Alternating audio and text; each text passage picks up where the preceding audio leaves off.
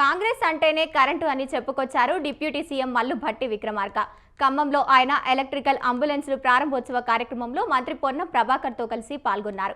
ఖమ్మం జిల్లాలో వరదలు వచ్చిన సమయంలో ధైర్య సాహసాలతో విద్యుత్ సిబ్బంది ప్రాణాలకు తెగించి అప్పటికప్పుడు స్తంభాలు ఎక్కి విద్యుత్ సరఫరా పునరుద్ధరించారని గుర్తు చేశారు. అప్పుడే వారి శ్రమను వారు కల్లారా చూశారని పేర్కొన్నారు. దేశాభివృద్ధి కానీ దేనికైనా నిరంతరం కరెంటు సరఫరా జరుగుతూనే ఉండాలి. అప్పుడే ప్రొడక్షన్. ఏ ఉత్పత్తి అయినా విద్యుత్ శాఖతోనే ముడిపడి ఉన్నది. వ్యవసాయ రంగం కావచ్చు, పరిశ్రమ రంగం కావచ్చు, ఇన్ఫ్రాస్ట్రక్చర్ కావచ్చు, లేకపోతే ఇంకే రంగమైనా ఉత్పత్తి రంగాల అన్నిటికీ కూడా అత్యంత అవసరమైనటువంటి విద్యుత్ శక్తికి సంబంధించి నిరంతర సరఫరా జరగటం అనేది అతి ముఖ్యమైనటువంటి అంశం. దానికి సంబంధించి ప్రజాప్రభుత్వం మన ఇందిరమ్మ ప్రభుత్వం వచ్చిన తర్వాత ఎటువంటి ఆటంకాలు లేకుండా నిరంతరం కరెంటు సరఫరా జరిగేటువంటి కార్యక్రమాన్ని చేపట్టాం.